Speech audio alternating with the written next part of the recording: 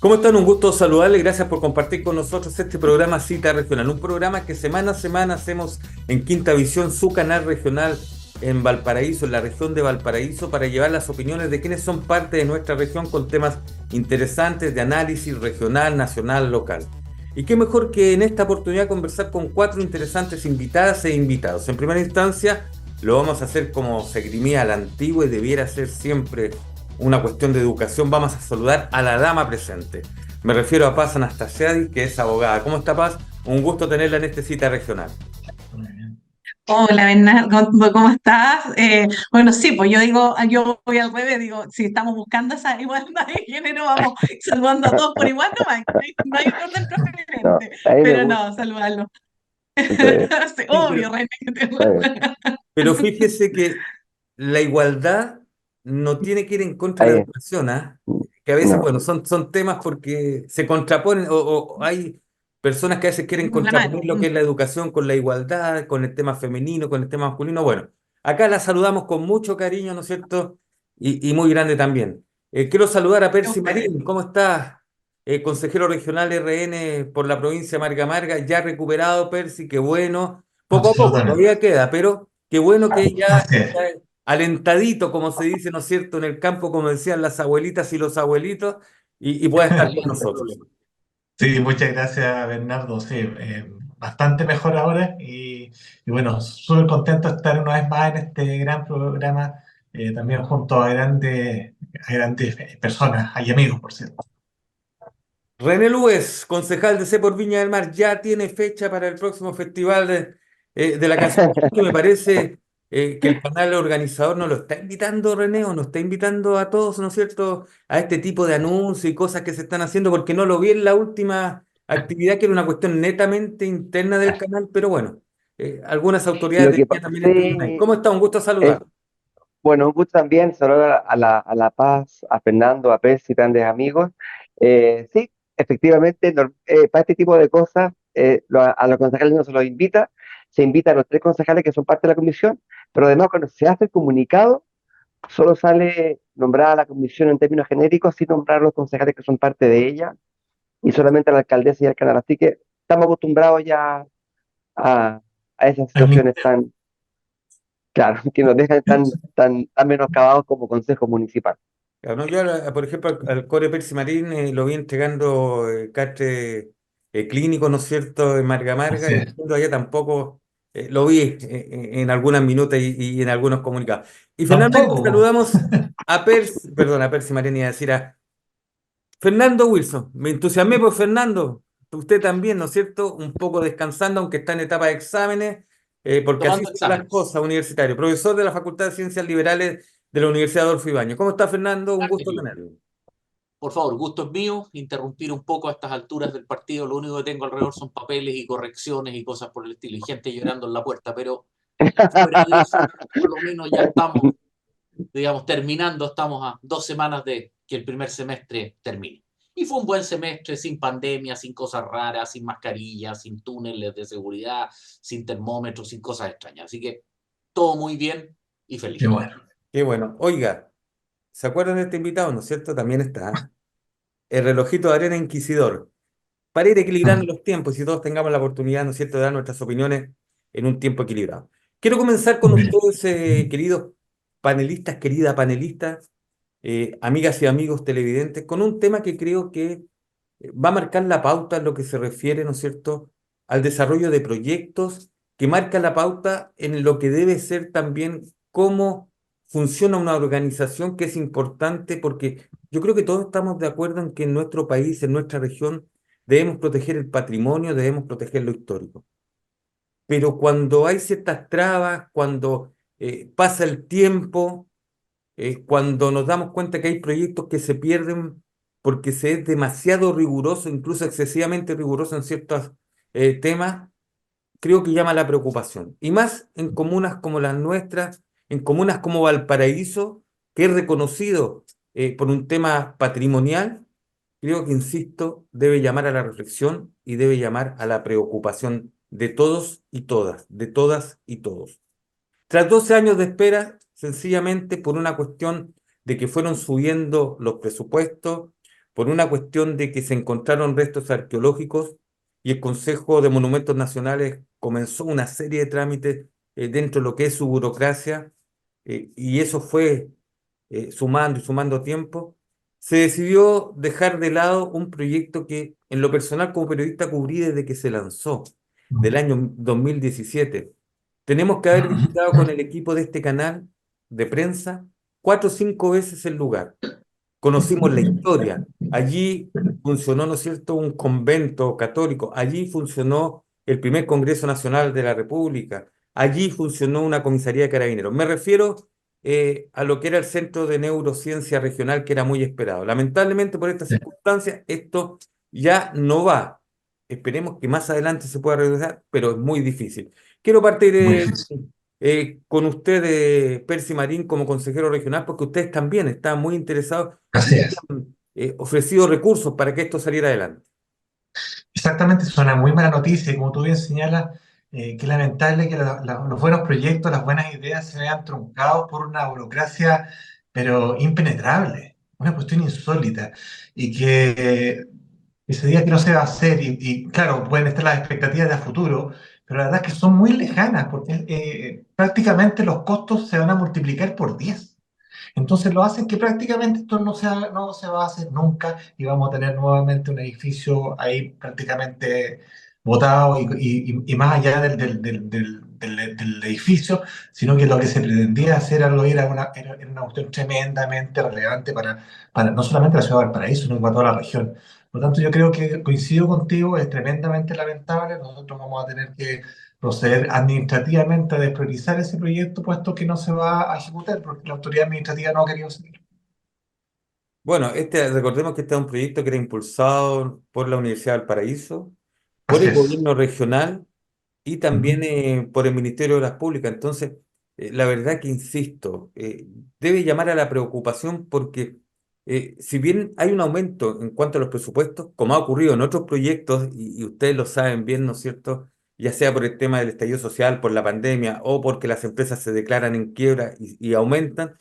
Si no, veamos lo que ha pasado con la escuela Ramón Barros Luco también en el propio Valparaíso, pero surge esta otra traba, el asunto del Consejo de Monumentos Nacionales, René Lugo, que es preocupante y que ustedes en Viña también lo han vivido mucho en cuanto a algunos proyectos. Y la pregunta es, ¿y si esto sigue ocurriendo, las empresas, quienes inviertan, definitivamente lo van a hacer? Eh, bueno, buenas tardes otra vez. La verdad es que la situación, digamos, que pasa con este edificio a mí me parece eh, terriblemente negativa, porque esto era parte de un gran proyecto de reactivación de todo el sector histórico de la matriz. Esto además, yo estuve en el CORE, así que compartí con Percy en esos años como consejero regional y aprobamos no solamente este proyecto, sino que además aprobamos otras inversiones importantes en la zona. En Valparaíso también estuvo todo lo que fue el mercado antiguo Es municipal, verdad. lo que fue también todo el sector de la misma Plaza La Matriz, y además el sector, creamos un museo. Ustedes se acuerdan, recuperamos un espacio histórico y creamos el Museo del Grabado, el más importante que Tienes tenemos razón. hoy día a nivel Mm. del país. Eso lo hicimos con la Universidad de Playa Ancha, 1.300 millones, me acuerdo, en esa época. O sea, el gobierno regional, en un esfuerzo tremendo, puso recursos para recuperar estos espacios públicos que están deteriorados. O sea, si el Consejo de Monumentos Nacionales A ver, René, te que silenciaste. este Eso. matrimonio se le dé importancia o se releve, lo peor que puede hacer es que se mantenga como está. Además, el edificio de la neurociencia era poner a Valparaíso en el centro de esta ciencia a nivel mundial. Sí, es un gran proyecto en un edificio histórico que se recuperaba para Valparaíso y para el país. Me parece algo, o sea, me parece que esto obliga a revisar legalmente las facultades que puede tener este consejo. Un consejo no puede demorar tanto una aprobación como para llegar eh, prácticamente a hacer perder esta inversión y esta recuperación histórica tan importante para Valparaíso. sin duda, e insisto, para la región, porque ahí comienza lo preocupante, porque esto, Fernando, no es una cuestión que se viene dando con este proyecto, sino que hay una serie de otros proyectos que también se han visto afectados por esto. En propio Valparaíso, el Parque Barón ha estado tiempo también detenido y eso significa que Serviu, que es el mandante, tiene que contratar servicios de otras empresas para que haga toda la investigación y después la recuperación o la extracción si es que se hace, o si no, después sencillamente la protección del lugar, Fernando Wilson. la cobertura, etcétera. A ver, cualquier proyecto que fuese a trabajar en la zona de la matriz tiene que partir de la base que ese es el corazón donde nació Valparaíso. Por lo tanto, la presencia de restos arqueológicos, etcétera, es un hecho dado. Y por lo Bueno, tanto, el Consejo de Monumentos Nacionales tiene que tener perfectamente claro una condición así. Ahora, lo que llama sí, la atención es el carácter de la visión de túnel que están adoptando algunos de estos burócratas en términos de que tienen una visión horizontal, que no tiene un carácter holístico y que no comprende la necesidad de mantener una ciudad viva. Si fuera por eso los principios que están llevando al abandono del proyecto del Centro de Neurociencia, no se podría construir en Roma, no se podría construir en Roma, en París, en Londres, etc. Eh, sí, Claramente es una lesera, es una locura. Y por lo tanto, lo que a mí me llama la atención es que no se haya tomado el ejemplo de adquirir los patrones de construcción y los reglamentos de construcción de las grandes capitales europeas que enfrentan este problema a diario y a lo cual se sí, agregan explosivos, etcétera, de las guerras mundiales, lo cual significa incluso un riesgo material concreto para el personal que está trabajando en los sitios. Y uno de los instrumentos críticos que me ha tocado en algunos seminarios escuchar son los plazos fatales. Es decir, si un órgano no se pronuncia en un plazo determinado, simplemente se da ya por por aprobado. aprobado el proyecto. Así es. Eso le introduce energía y los obliga a tomar decisiones, porque de otra forma, la vieja, lo que Luciano Tomasini en su texto sobre la teoría de las burocracias planteaba, las burocracias lo que buscan no es cumplir su función teórica, sino que adquirir poder. Y un órgano como el Consejo de Monumentos adquiere poder con el manejo de los plazos. Y en este caso, el mensaje que está mandando, más allá que es desastroso para la ciudad, claramente es que ellos tienen el sartén por el mango. Si es que no se interviene claramente en los reglamentos de funcionamiento, bueno, es imposible en ninguna ciudad con patrimonio, que es básicamente todas en Chile, o sea, a menos que sea una ciudad construida a contar de 1990, este problema simplemente bloquea cualquier posibilidad de hacer cualquier tipo de actividad. Y el Parque Barón, como que tú mencionabas, es la viva demostración de eso. En Valparaíso, todo el plan es, en esencia, ganado al mar. Por lo tanto, por lo sí, menos hay restos náufragos, hay toda clase de piezas arqueológicas. Tendría que haber criterios de trabajo. No todo eso ya sea interesa excavarlo o busca sacarlo. Muchas veces la arqueología prefiere mantener restos enterrados precisamente sí, para preservarlos cuando haya mayor tecnología para poder examinarlos, o derechamente no extraerlos y preservar, por ejemplo, la dignidad de una tumba. No es el caso de Valparaíso, evidentemente, pero es un tema real. Bueno, es una burocracia que asfixia todo en Chile, que se extiende como una verdadera marea a la cual, digamos, alguien va a tener que ponerle el cascabel al gato. Bueno, eso es alguien, ojalá que sea pronto, digamos. Sin duda, Fernando, pasa usted como abogada, destacada abogada, ¿no es cierto?, de esta región. Sin duda que a mí me da la impresión de que aquí, habiendo tecnología, porque hoy hay tecnología, seamos claros, es cosa de ver el cable, los canales de cable, es cosa de ver YouTube, es cosa de ver las redes sociales. Hoy día existe tecnología que se utiliza en otras partes para poder identificar, para poder proteger y saber. Y también yo creo que tiene que haber un adelanto y un desarrollo tecnológico en este ámbito tan importante para nuestro país, pero también tiene que haber un cambio definitivo de la normativa, Paz, ¿no le parece? Y sin duda yo creo que hay puntos cúlmines en algún momento que van generando precedentes que ya no dan más. Yo creo que esto que hemos compartido, estamos todos con el mismo criterio de preocupación, sí, lamentando, no puede continuar siendo una tónica permanente de proyectos de esta envergadura. Pensemos nuestra región, nuestras características, sobre todo, además, una comuna que fue declarado patrimonio de la humanidad respecto por parte de UNESCO, pueda verse finalmente esto mismo, que significa algo tan enriquecedor, que significa tener patrimonio cultural, termina generando un tropiezo.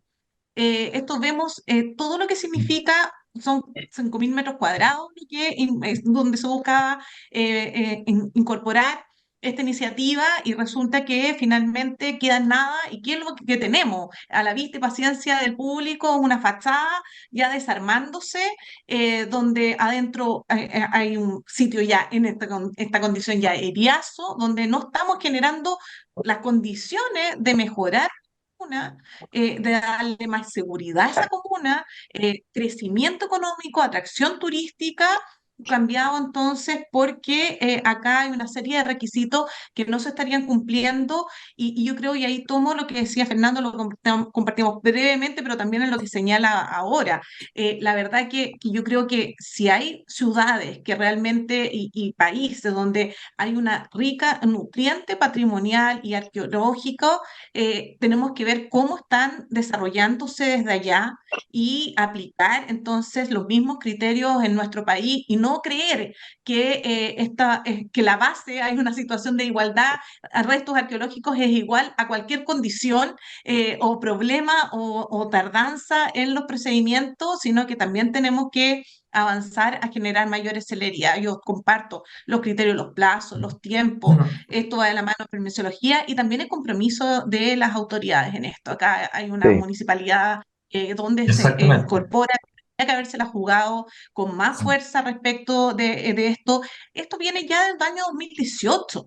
17. Entonces uno dice, todo este periodo, ahora nos encontramos con la noticia, ya esto es estremecedor, pero ¿qué pasó entre medio cuando vemos que los gobiernos tomaban la iniciativa, después se dejaba? Yo estaba revisando previamente las noticias de los años, cuando se inicia el ejercicio de este gobierno, ya que venía, esto fue periodo casi coincidente después con pandemia, etcétera. Bueno, ya cuando nos ponemos de nuevo a las pilas en estas materias, ¿qué pasó entre medio?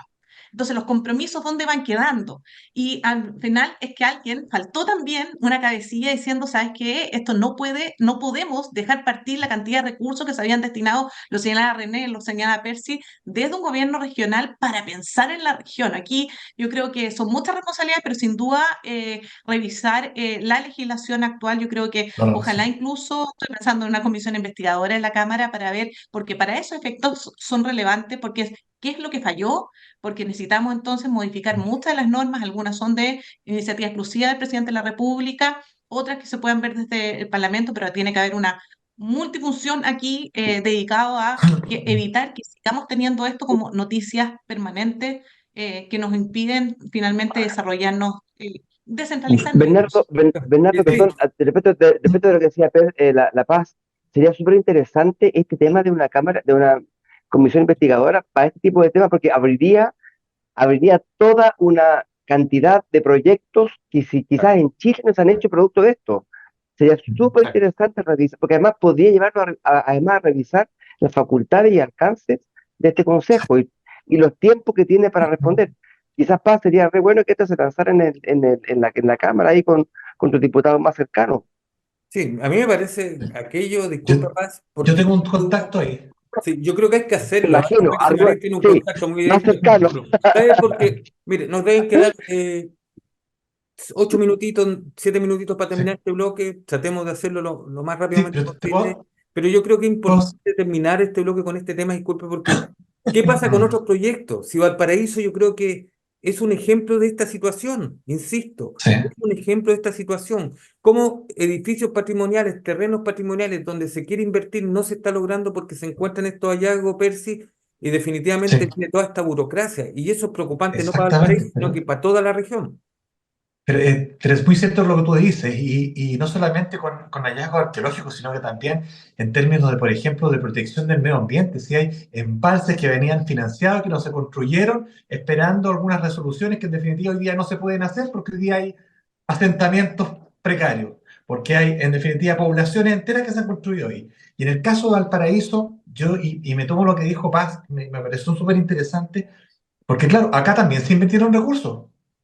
Hubo recursos públicos en una parte importante. Entonces, acá yo siento que hay una negligencia inexcusable por parte de algunos que, en definitiva, dejaron de hacer el seguimiento que correspondía. Y aquí, sin lugar a dudas, parte importante de esa responsabilidad la tiene la primera autoridad comunal. Porque esta cuestión es como un nuevo balde de agua fría para Valparaíso. para esta ciudad, entre comillas, patrimonial. Tú te referías a un proyecto emblemático de Valparaíso, además, como la Escuela Ramón Barros Luco, Exacto. la cual hemos financiado, Bernardo, en 3 oportunidades. En 3 oportunidades. Una vez la financiamos, no ejecutaron el proyecto, tuvieron que pedirnos más recursos porque se había encarecido, la financiamos. ¿Qué pasó? Llegó el fallido golpe de Estado del 2019, ¿no es cierto?, con el estallido delictual. ¿Y qué pasó? Dejaron que lo vandalizaran, vandalizaron todas las obras que se estaban haciendo ahí y, bueno, el municipio nunca hizo la denuncia, ojo, no hizo la denuncia, el Ministerio Público no hubo responsabilidades, no hubo responsabilidad administrativa, la empresa obviamente se fue. ¿Y qué pasó? Nos pidieron la plata nuevamente. Aprobamos los recursos. ¿Y qué pasó? Ahora el municipio se lava las manos y dice ahora está en manos del SLEP. Entonces, estas cuestiones no se pueden permitir, porque en definitiva, más allá de que el costo lo asumimos todos los chilenos con los impuestos, también hay una necesidad que tienen los estudiantes y los vecinos de Valparaíso por tener mejores condiciones. Perfecto, yo dejé a Paz nomás que estuviera ahí porque veo que está conectándose. Y ya sabemos que está conectándose a lo mejor con alguien para impulsar esto de la comisión investigadora, Paz, porque sin duda es importante que esto se investigue, salga a la luz, no Sí, puede ser, porque ojo, a lo mejor nuestros televidentes se preguntan, pero ¿qué es lo que es esto, este centro de neurociencia? Oiga, si esto era una cuestión a nivel internacional, cuando esto se planeó, se potente, pensó, era muy potente, y como bien se muy decía, potente.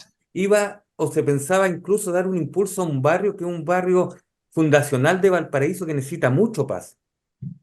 Mm. Bueno, así mismo, y hay todo un mercado que se construyó, entonces había una mirada de cómo potenciar un barrio que todo este sector de la matriz, que es histórico, que además que para mucha gente que es de Valparaíso le trae tremendos recuerdos de vivencia. Si la idea de lo que estamos hablando muchas veces en los programas es cómo recuperamos las comunas para que vuelvan a ser también sectores para poder vivir y tener una buena calidad de vida. Entonces, que el Estado en sí, su conjunto de normativa, los actores que estén, terminen fallando después de más de 10 años, la respuesta es que ni siquiera es que tenemos hoy día, ¿qué hacemos con este elefante blanco? Que muchas veces nos hemos topado también con construcciones que decimos, ya, y ahora, pero eso bueno, dice uno, ¿cómo se utiliza? Aquí quedamos a cero, a foca cero, la fachada perdiéndose, el terreno adentro, libre espacio para que circule finalmente incivilidades, delincuencia, queda un barrio botado, vacío.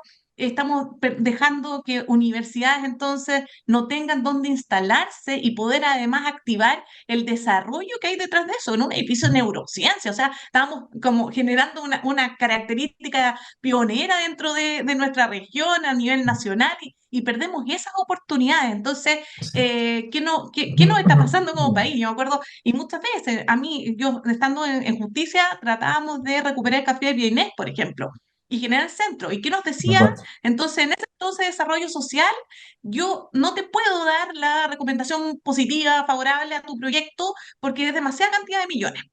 Y entonces construyen otra parte, uno nuevo. Y decíamos, sí, pero el problema es que esto está nuevamente en casco histórico, el edificio se está cayendo, deteriorando, y si no interviene el Estado, que es el propietario de este inmueble, la verdad que vamos a perder entonces hacia la común. Entonces decimos, ¿por qué el enfoque solamente, entonces, si le estamos generando una condición distinta, lo que decía también René, entonces entreguémosle los recursos suficientes, porque si no, lo votamos.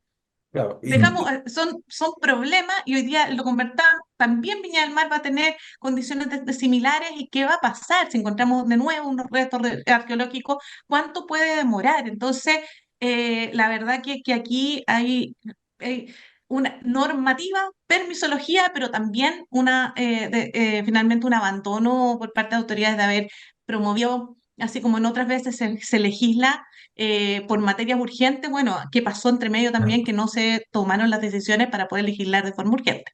perfecto. Quiero terminar este bloque con Fernando Wilson, porque sin duda, Fernando, insisto, es un tema de mucha importancia, porque eso implicaba puestos de trabajo, desarrollo, incluso lo que es este equilibrio, ¿no es cierto?, este trabajo conjunto entre lo público, lo privado, lo universitario, que tanto se predica hoy en nuestro país, Fernando.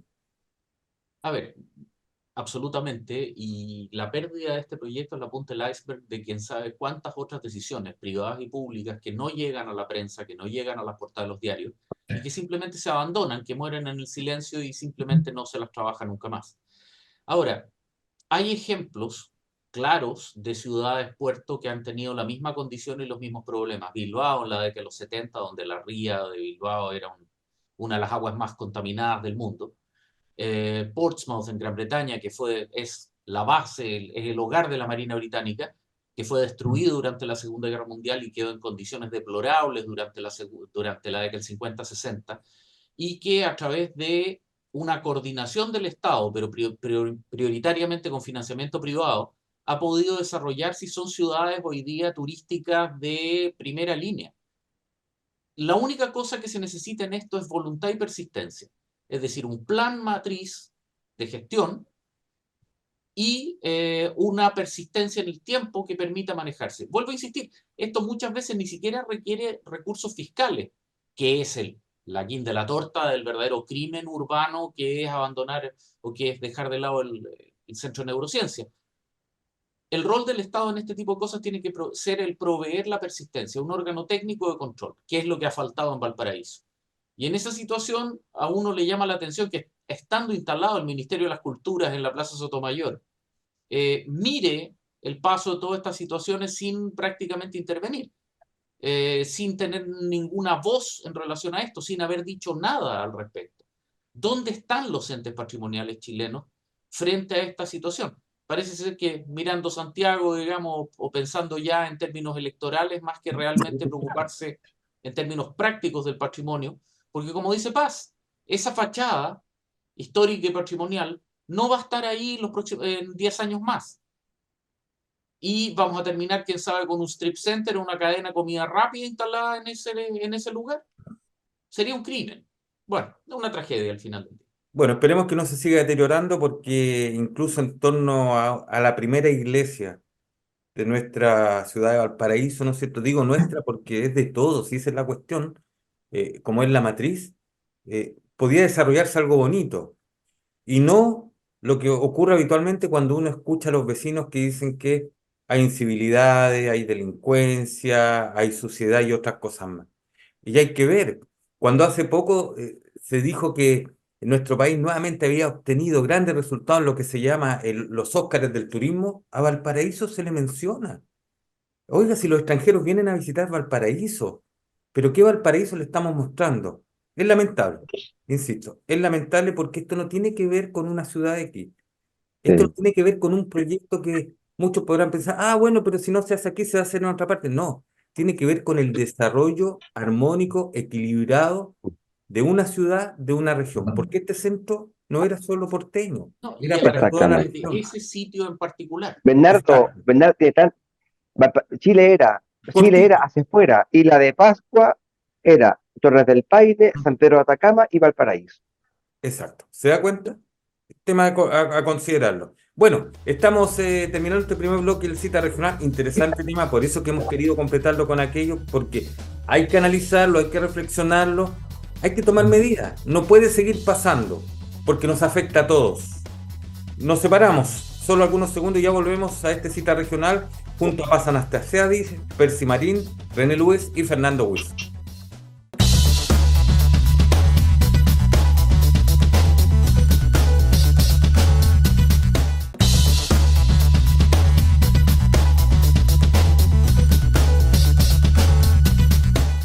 Bien, y continuamos entonces con este segundo bloque del cita regional, en un primer bloque en que tuvimos un tema súper interesante que, insisto, vamos a tener que seguir analizándolo, sobre todo en esta región. No podemos quedarnos con lo que ya pasó y llorando sobre la leche derramada, como se dice en nuestro país, porque si no van a haber muchas sorpresas más, eso no le quepa duda.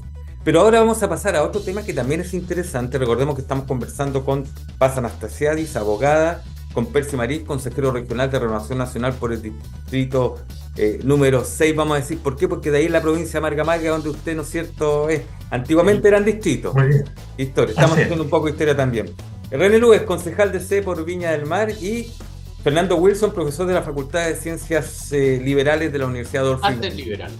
De Artes Liberales, eso es, de Artes Liberales. Bueno, oiga, Se dio a conocer y ya se publicó en el Diario Oficial el Fondo Transitorio por el Mega Incendio para la región de Valparaíso, pero apuntado especialmente a lo que ocurrió los días 2 y 3 de febrero en Viña del Mar, Quilpué y Villa Alemana. 800.000 millones de pesos hasta el año 2026, esto es, se dice que se va a establecer, ¿no es cierto?, en los presupuestos, justo cuando se cumplían 5 meses del mega incendio, y que hemos ido enterando algunas cosas como que todavía hay familias que están esperando que se les entreguen los cuerpos en el servicio médico legal, por ejemplo, por una cuestión Claro. que tiene que ver justamente con protocolos y que tiene que ver también con algo de burocracia por lo que establece la ley. Bueno, quiero comenzar con usted, René Luez, como concejal por Viña del Mar. ¿Qué le parece el anuncio ya de este fondo y qué es lo que espera? Ahora, este es un fondo, para que tengamos claro, de 800.000 millones de pesos.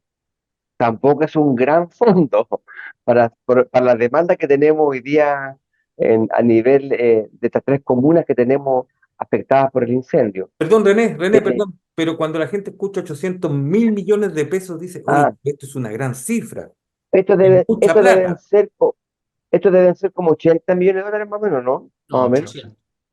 800 ya. Según los cálculos nuestros, la reconstrucción va a costar el doble y hay algunas cifras que establecen incluso el triple. Así que la verdad es que es importante tener efectivamente estos fondos ya, ojo, y además este fondo dura hasta el año 2026. 31 de diciembre del año 2026. Por tanto, va a depender mucho de la dinámica de la reconstrucción que tengamos en Viña del Mar. Por lo menos yo hablo de Viña del Mar. Mi impresión es que estos fondos en la reconstrucción va a ser muy difícil utilizarlos porque la mayoría de las casas ya están reconstruidas por los propios Exactamente, afectados. exactamente, Autoconstrucción.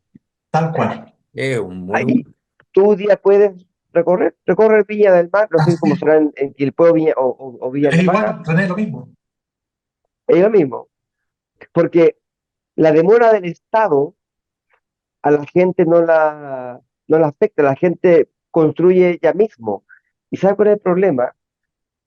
Que en Viña del Mar y también en las comunas del interior no tenemos asociados en los planes reguladores las áreas de riesgo. Las áreas de riesgo, en este caso de remoción de masa, cuando se caen los cerros o la tierra, digamos, o de tsunami o de incendio, para que puedan ser consideradas a la hora de dar el permiso respectivo de obras, tiene que estar regulada en el plan regulador. Dicho, digamos, aunque sea redundante esto. Lamentablemente, nuestro plan regulador de Viña del Mar no tiene ningún área de riesgo, eh, digamos, incorporada. Por tanto, hoy día se puede construir lo mismo en los Punto mismos y digo. lugares y no hay ninguna posibilidad de que el director de obra impida esa construcción. Así que la posibilidad de repetir la tragedia es muy alta. Perfecto. Fernando Ahora, Woods. ahora, No, solo recordar que varios de los campamentos y de las poblaciones quemadas el 2 de febrero se habían quemado con anterioridad en 2 o 3 ocasiones, lo cual nos vuelve a confirmar el síndrome y el problema que estaba mencionando René en términos de que la lentitud de la acción del Estado lleva a que las personas que naturalmente necesitan un techo vuelvan a construir en el mismo lugar a través de autoconstrucción con materiales livianos que son nuevamente extremadamente inflamables, perpetuando el régimen o perpetuando el círculo vicioso, digamos, de riesgo y también de completo descontrol urbano. No hay ningún control de redes de electricidad, agua potable, servicios, ancho de calles, etc. Recordemos que muchas veces las bombas no podían llegar porque simplemente el ancho de las calles no lo permitía y una serie de otros problemas. Es decir, claramente hay una intervención estatal de carácter reactivo frente a la catástrofe de carácter inmediato, pero no hay ninguna planificación estratégica de desarrollo urbano. Eh, Incluso más allá del mero problema que tiene el plan regulador sin estar cruzado con áreas de riesgo, tampoco está cruzado con ningún tipo de plataforma de servicios ni de visión de ciudad. Eh, y en paralelo a eso, me tocó asistir a una reunión urbana de la población Vergara hace algunas semanas atrás, par de meses, donde una ONG le estaba proponiendo al municipio cerrar la Avenida Libertad y 8 Norte y convertirlas en peatonales. Es decir, están preocupados con diseños o con reconcepciones de la ciudad absolutamente quiméricas, mientras hay decenas de miles de personas con las casas quemadas y sin ningún tipo de respuesta. Es decir, esto es digno de Kafka, y en una escena así, claramente se requiere una intervención o una visión estratégica de carácter superior que vea el Gran Valparaíso y Viña en particular y genere una dinámica de desarrollo urbano más allá del mero plan regulador, sino que una visión integral de ciudad. ¿Sabes? A mí lo que se me contrapone es que, por ejemplo, el ministro de Vivienda, si no me equivoco, dijo que este proceso podía durar 4 años, de una cantidad de años. Otras autoridades dicen, esto viene acá, aunque ya la cantidad de ministros que hubo al principio ya no se ven por Viña del Mar, ¿no es cierto?, por los sectores altos donde hubo el incendio. Pero para señalar, la normativa busca financiar la reposición y construcción de viviendas, mejorar espacios públicos, subsidios de fomento productivo y apoyo psicosocial. Entonces, insisto, se coloca el límite y plazo en cuanto a que este fondo, que es transitorio, dura hasta el 31 de diciembre del año 2026. Y de lo contrario, si no se gastan todos los recursos, pasan a otra Vuelven al instancia, a otra control del Estado. iniciativa. ¿No es verdad? Entonces, eso es lo preocupante. Mientras las autoridades que han estado, entre comillas, a cargo de este proceso, dicen una cosa, en 2 años más, ¿se podrá lograr estos proyectos? ¿Qué va a pasar después del año 2026? Porque todos Perdón, sabemos que pero la cantidad de construcciones que hay que hacer son muchas. sí, es que ahí vemos una cosa que, reitero, es de Kafka. Primero se está entregando el dinero y luego se pide el plan, Exactamente. cuando Perfecto. debería ser exactamente al revés. Debería haber Al un revés. plan al cual Así es. se le asignara un presupuesto. O sea, Perfecto, esto es kafkiano. vamos con paz, paz, su tiempo. Sí, yo de lo que conversamos entiendo ese mismo planteamiento. Revisaba la ley cuando se comunicó, etcétera. Pero entonces, claro, no estamos claros todavía cuál es la política concreta de reconstrucción y entonces los pasos a señalar. Podría suceder entonces, estamos hablando, imagínense, en la primera parte del bloque estamos hablando de una construcción de en 10 años que no logró generar los efectos. Y acá tenemos al 31 de diciembre de 2026, entonces ya todo cerrado, de lo contrario, no podríamos estar entregando recursos desde este fondo a las personas. Entonces, ojalá se alcancen los tiempos, pero esto equivale, si ya publicada esta ley, equivale que las autoridades a cargo de esto que viene a hacer, no solamente desde Hacienda, Ministerio de Obras Públicas, todo lo que dice relación con los servicios asociados que van a estar con los subsidios, con los aportes de financiamiento, la reposición de construcción de vivienda, activos inmediatamente para poder generar el desembolso de estos gastos. Claro que son reconstrucciones y por lo tanto en general se entiende. Yo entiendo que por lo menos Valparaíso en el periodo de reconstrucción se hizo en tiempos agotados porque aquí estamos hablando de viviendas, pero efectivamente algunos puntos sí quedaron pendientes. Uno de estos es cuál es el proyecto en concreto, donde el catastro, hacia dónde se van a destinar y derivar estos recursos. Va a haber una exigencia que se estableció así el Congreso, era rol de transparencia en la ejecución de estos recursos. Vamos a tener que ir monitoreando, entonces todos vamos a poder estar monitoreando cómo se están ejerciendo y por otra parte, entonces, el destino y claro, y las zonas de riesgo fue uno de los puntos que también se evaluó porque eso, o sea, equivale a que, claro, puedo tener recursos públicos, entregarlos a ubicaciones donde van a quedar nuevamente expuestas, tal como ahí estábamos comentando presentemente, tanto lo que decía Fernando y lo que decía René antes. Entonces, son materias que ojalá se ejecuten bien y si quedan cortos, bueno, ojalá también revisar las acciones a realizar. Y esta ley tiene un sentido bien relevante dentro de todo, más allá de todas las observaciones que podamos tener, que normalmente cuando se producen estos siniestros que afectan con esta envergadura, que muchas veces lo analizamos antes, viene, claro, la declaración de catástrofe y por lo tanto fondos que se destinan directamente. Pero termina este periodo y lo que tenemos entonces es que quedan en tierra de nadie los recursos. ¿quién va a entregar?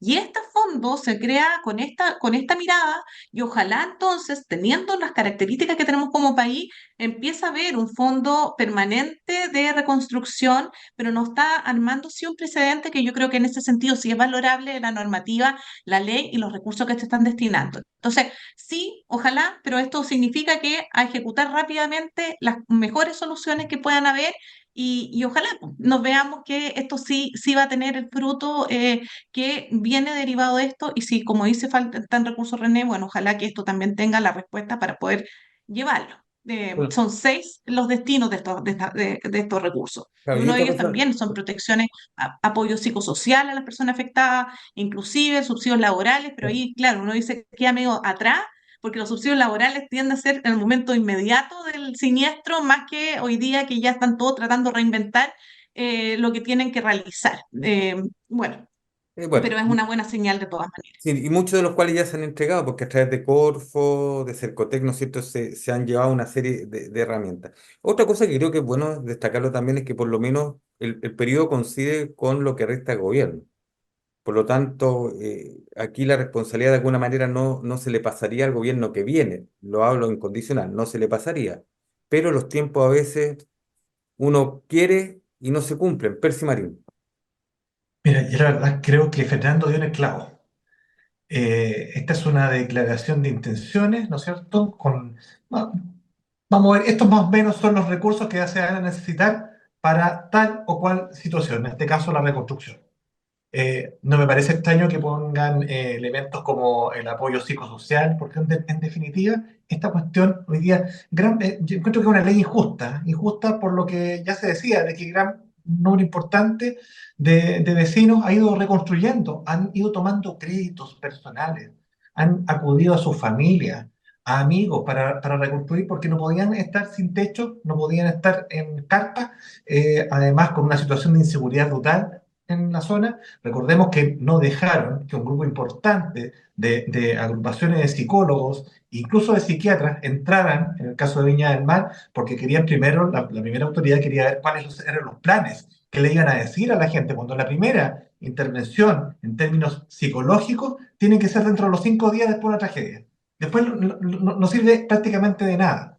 Entonces, que ahora empiecen con esta lógica a mí me suena más a que van a empezar a contratar gente para que haga cualquier cosa en definitiva y que no apunte a lo central, que es la reconstrucción. Si aquí esta cuestión partió mal, partió tarde, es una ley absolutamente extemporánea. Hace poco tiempo en el CORE aprobamos recursos para Corfo Cercotec precisamente para apoyar a los emprendedores que habían perdido todo.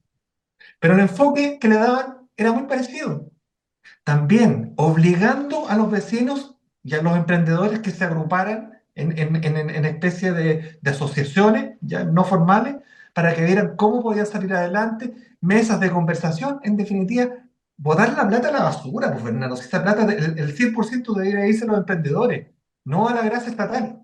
Perdóname que me explaye, pero es que me molesta un poco porque cuando dicen que no hay plata, es mentira, hay plata, el problema es la falta de eficiencia para gastar bien esos recursos. Perfecto. Dejamos hasta acá este tema del fondo.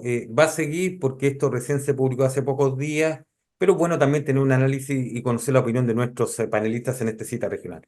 Y ya nos queda poco para terminar este bloque y quiero terminar con un tema que llama la atención. Recuerdo que hace unos años se hablaba de que el voto voluntario, o sea, perdón, el voto obligatorio era complicado para este país. Y hubo muchos sectores transversal que apelaron por tener una ley de voto voluntario. Se cambió a voto voluntario, ¿lo recuerdan? Y todos se abrazaban, todos estábamos ok. Vinieron las elecciones con voto voluntario y bajó notablemente la cantidad de votantes. Y a los dos o tres elecciones surgen nuevamente, no, tenemos que volver ahora al voto obligatorio. Han pasado el tiempo. ¿Y qué nos ocurre? Que nuevamente comienza la idea de que a lo mejor debiera de ser voto voluntario, volver a voto voluntario. Bueno, hay un proyecto, ¿no es cierto?, en el Congreso, pero esta vez tiene que ver con un asunto que quienes no asistan a votar, ¿no es cierto?, no paguen las multas porque las multas son demasiado altas. De hecho, hay parlamentarios de gobierno que se opusieron a esto. El gobierno está incluso pensando en vetar esta situación, ¿no es verdad? Por cuestiones que votaron sus propios parlamentarios. Entonces la gente, y uno se pregunta, bueno, ¿en qué estamos con esto? Si votar es un derecho, votar es una obligación, votar es una forma de hacer democracia, quizás es la única herramienta que tenemos los ciudadanos para expresar lo que sentimos, lo que queremos. Y esto es lo que quiero terminar en este programa conversando con nuestros panelistas. Si quiero comenzar con ustedes, Paz, abogada, también ligada, ¿no es cierto?, a algunas bancadas en el Congreso Nacional, porque creo que es un tema interesante, es un tema que no podemos decir cuando se habla que la política tiene tan baja llegada a nuestra población. Paz, Anastasia. Bueno, de hecho, la reposición del voto obligatorio fue un proyecto ahí liderado por la diputada Joana Pérez, demócrata. Y la verdad que los procesos constitucionales se han visto marcados con votos obligatorios y la Constitución se proponía además con voto obligatorio. Yo estoy absolutamente de acuerdo con el voto obligatorio. Creo que tenemos derechos y obligaciones. Acá tiene los dos lados a la vez, porque tengo derecho a votar. Imagínense, o sea, dentro de una sociedad, en una dictadura, el derecho a votar, la verdad que es insignificante, tan relevante para eso, pero a la vez la obligación de concurrir a hacerlo el momento que se me está exigiendo como ciudadano manifestarme. Entonces, acá venía un proyecto que se discutía, otro tema. Se estaba discutiendo si es que es 1 o 2 días el día de la votación, producto de que, como es obligatorio, entonces la gente va más y se puede demorar más, por lo tanto le entrego 2 días. Y resulta que acá no hay ningún parlamentario que no haya sido del oficialismo, los que dieron su voto en contra y con una norma de quórum no alcanzó el quórum necesario para aprobarse la sanción de multa, lo mínimo, porque como tenemos voto obligatorio, ¿cómo se va a multar a las personas que no van a ir ese día a votar? Entonces, y esa multa, entonces se vota y se vota en contra por parte de parlamentarios del oficialismo. Ahí dije, ninguno del oficialismo hay un independiente demócrata cristiano y también abstención de voto demócrata cristiano en esta materia, pero el resto oficialistas que dicen no. Entonces, detrás de eso, que uno percibe, obviamente, acá no hay, o sea, había un camuflaje respecto de que le quito la multa y por lo tanto lo torno voluntario y no obligatorio. Pierde la fuerza y esto fue repuesto en el sentido que se rechazó en el Senado, se va a comisión mixta, todavía no está resuelto, pero la verdad que públicamente esto se vio muy mal en la ciudadanía. Esto, además que me llama muchísimo la atención aquí un punto. Siempre escuchamos al sector político oficialista hablar de que hay que escuchar al pueblo. Y resulta que cuando tengo que escucharlo realmente, que es en las urnas, el momento de escucharlo en paz democráticamente, prefiero que mejor no se manifieste tanto y no lo incentivo a que participe. Bastante contradictorio. Y más aún, estoy con un punto que es súper relevante. Acá, la única reforma al sistema político electoral en los últimos años, luego del final binominal, que era con voto voluntario, es esta de voto obligatorio. Ni siquiera hemos medido este sistema con voto obligatorio y ya muchos de ellos además dicen, en cambio, cambiemos sistema político, cambiemos sistema electoral, pero son los mismos que ahora están votando, más o menos, uno podría prever que interesadamente en que esto no hubiese sido obligatorio. Así que me alegro que haya tomado sensatez este proyecto a través del Senado. Fernando Wilson, ¿no será que se están sacando cuentas electorales producto de lo que pueda pasar en las elecciones de octubre y luego? No, claramente es así. De hecho, y esto es por los dos lados. Inicialmente la derecha pensaba que el voto voluntario le iba a beneficiar y posteriormente, después de los distintos plebiscitos constitucionales y particularmente la elección de consejeros para el último proceso constitucional, ahora, y bueno, una multitud de encuestas detalladas que muestran que en general los sectores populares tienden a votar más bien por digamos, autoridades que ofrecen orden y seguridad. Claramente se invirtió eso y ahora es la izquierda la que quiere volver al voto voluntario. La izquierda votó en bloque en contra de la multa. Ahora, el hecho concreto es que en ambas ocasiones, ahí yo estoy completamente de acuerdo con La Paz, y yo en su momento, bueno, tenía bastantes kilos menos de peso y un poco más de pelo, no demasiado, en la cabeza. Cuando se aprobó el voto voluntario, yo me opuse abiertamente, me publicaron un par de columnas en prensa local y nacional, precisamente sosteniendo que lo menos que puede exigir una república es que sus ciudadanos participen.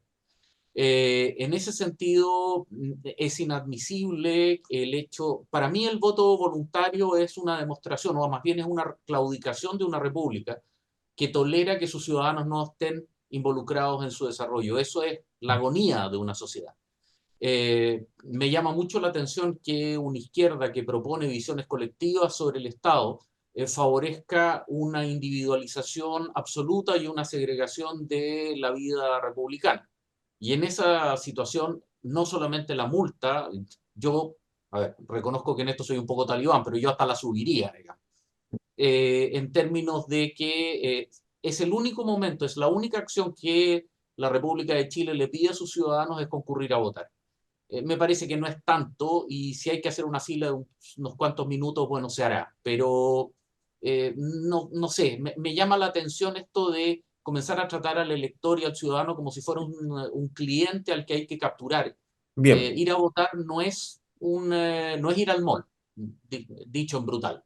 perfecto. Estamos casi en el tiempo, por eso que los tengo que Por favor, apurar. Ok, ok. reconozco que con esto agarro vuelo y no paro más, así que, por favor. René Lues, apeguemos Bueno, el tiempo. compartir lo que decía Paz y compartir lo que decía Fernando. Creo que, por lo menos en este igual que Fernando, he sido también de una pura línea toda la vida. Cuando había, ustedes se acuerdan, inscripción voluntaria y voto obligatorio. Luego Así es. pasó a inscripción automática y voto voluntario. Y por primera vez después de tantos años tenemos voto obligatorio e inscripción automática, que es el ideal, a mi juicio, de Exactamente. una sana democracia. Ahora, claro, los mismos que antiguamente pensaban que el voto voluntario les afectaba, hoy día les afecta el voto obligatorio. Yo agradezco que Fernando también diga que en su momento la derecha efectivamente no quería el voto obligatorio porque sentía que le afectaba electoralmente. Lo importante hoy día es que ni las derechas ni las izquierdas eh, piensan, digamos, el sistema electoral como un tema meramente, eh, digamos, de interés justamente electoral propio, sino que lo que le hace bien a nuestra democracia A y la a la sociedad. democracia le hace bien que la gente participe y vote, inclusive vote obligado, porque votar es un ejercicio necesario para que ésta se fortalezca. Y es más, lo que decían también nuestros panelistas, una obligación sin sanción no es obligación. Perfecto. Percy Marín, termino con usted ajustado al Sí, tiempo. no, Están muy apurados breve, porque además. la verdad es que estoy de acuerdo con todos los que me han antecedido, ¿eh? Y yo solo recuerdo que cuando se legisla respecto a estos temas, sistema electoral y voto obligatorio, en fin, generalmente se hace con la calculadora en la mano. Así es un hecho y la causa. Algunos casos son por alguna convicción de algún tipo ideológico. Yo recuerdo cuando el presidente Piñera plantea que va a llevar al Congreso el proyecto de voto de voto voluntario. A nosotros nos cayó muy mal, de hecho, en la Comisión Política de Renovación Nacional en su totalidad estuvo en contra. Sin embargo, obviamente era un proyecto del presidente y pasó adelante. Obviamente nosotros también viendo el tema del cálculo que se producía. Yo creo que la verdad las cosas coincido con lo que se ha dicho acá, coincido en el voto obligatorio y la inscripción automática, creo que es lo mejor. Y bueno, ojalá que el Parlamento, y yo creo que así va a ser, se va a volver la sensatez y va a aprobar un buen Aprobar. proyecto. A, Oye, a y pesar, gracias, a pesar, a pesar de lo último que hemos escuchado de los peces con una bueno, inteligencia. pero oye, pero gracias a eso, perdón, gracias a esa votación obligatoria es que no se aprobó la Constitución. Bueno, Sí, exactamente. y Jesse Pero Silva, un elemento más. Eso fue Chahín el que pidió eso, ¿no, Paz? perfecto. Chahín fue el que pidió dentro de la Sí, negociación, pidió el el acuerdo por voto la de paz, salida la nueva obligatorio. constitución. Perfecto, Así es, bien. Así porque es.